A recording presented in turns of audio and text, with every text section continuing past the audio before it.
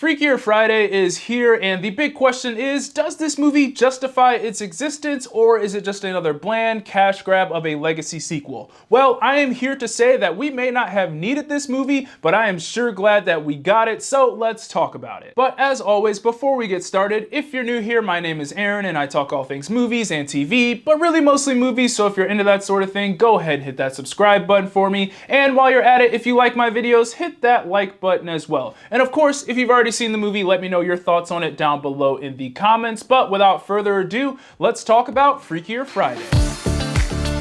So this is of course the legacy sequel to the classic Freaky Friday that came out over 20 years ago, which is kind of crazy to think about. But in this movie, we of course follow Anna and Tess, played by Jamie Lee Curtis and Lindsay Lohan, over 2 decades later. And with Anna's new blended family, the two find themselves once again switching bodies, but this time with the younger generation. And now the 4 of them must learn a lesson in order to switch back. Jumping right into the good, and the first thing I have here is the 2 leading ladies, Lindsay Lohan and Jamie Lee Curtis. Now, when it comes to these two, they have not missed a beat over the past 20 years, and that chemistry is still there. They're just having so much fun together in this movie, and when they are on screen, this thing is at its best. But the ironic thing about their characters in this film is that they are actually flipped from what they were in the first movie. This time, Jamie Lee Curtis was the cool, fun grandma, and Lindsay Lohan was the mom that was having problems with her daughter. And speaking of her daughter, she was played by Julia Butters, who I think did a great job. And then we also had Sophia Hammonds as her enemy slash future stepsister. These are the two that have that fractured relationship that leads to the body swap between everyone. And as good as Lindsay Lohan and Jamie Lee Curtis were,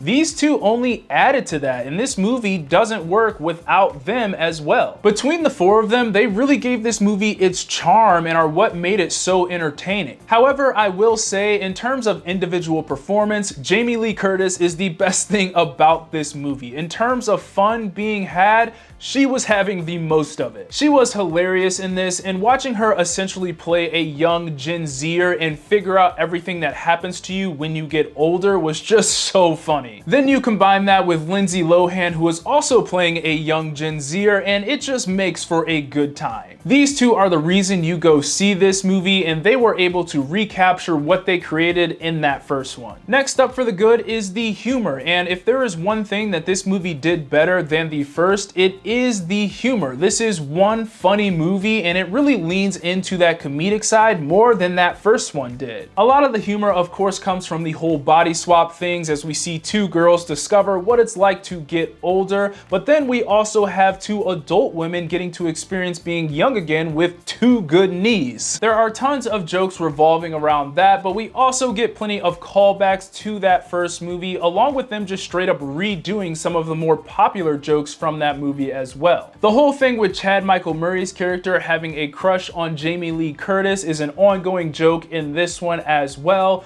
but I found myself laughing quite a bit in this movie, and if you are a big fan of that first movie, I'm gonna guess that you are probably going to be laughing at this thing a lot as well. And the last thing I have for the good is the story. Now, with all of these remakes and legacy sequels, it's very common for them to be described as soulless remakes that rely on nostalgia for cheap entertainment. And even though there is a lot of nostalgia in this one, which is something I'll get to in just a sec, this movie does what other remakes and legacy sequels don't really do usually, and that's having its own story with some heart and substance. Now, yes, this story does hit some of these same beats as that first one did, but as we approach the ending, the heart of this movie really starts to show. They hit on just about every one of those emotional moments towards the end, and that led to a really sweet and heartwarming ending, if I do say so myself. Just like the first, this movie is for and about mothers and daughters, and the way they go about tackling how important that mother-daughter relationship is, whether the mom is present or not, is what gives this movie that heart and soul that other remakes and legacy sequels don't have. As comedic and as goofy as this movie was, I really just think they stuck the landing on this thing, and that's one of the big reasons why this movie works for me. Moving on to the so-so, and the first thing I have here is something that I think might be a preference preference thing, and the opinion on this could differ from person to person, but I will say that there is a lot of nostalgia bait in this movie. Just about everyone was back from the first movie, whether it was a full-blown role or just a little cameo. As I said before, they repeated a couple of jokes from the first one and had plenty of callbacks,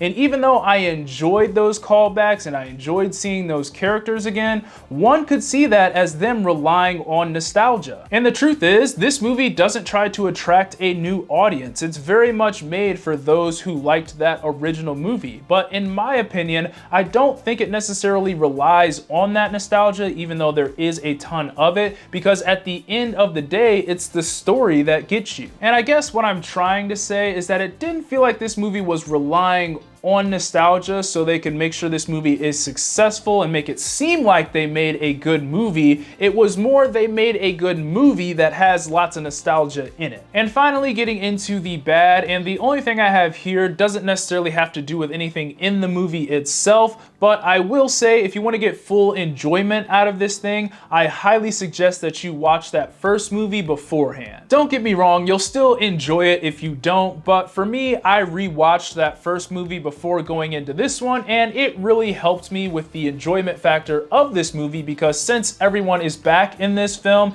it helped me recognize faces a little bit better when they did make that little cameo, or it helped me remember some of the small moments from that original film that were referenced in this one. Again, you don't have to watch it, but if you do need a little refresher on a couple of things like I did, then I do recommend it, because it's only going to help you enjoy this movie that much more. But for my final thoughts, this movie is everything a legacy sequel should be. Lindsay Lohan and Jamie Lee Curtis are great once again, and the humor gets taken to another level. It's got plenty of nostalgia for fans to enjoy, but it also tells a story with substance and heart. It's got charm, but above all, it's a ton of fun, and it is a movie that I would recommend. Those are my thoughts on Freakier Friday. Be sure to let me know what you thought of the movie down in the comments, and as always, be sure to like, subscribe, comment, get your Eazy Apparel at shopeasyapparel.com. God bless, and I'll see you guys later. Peace.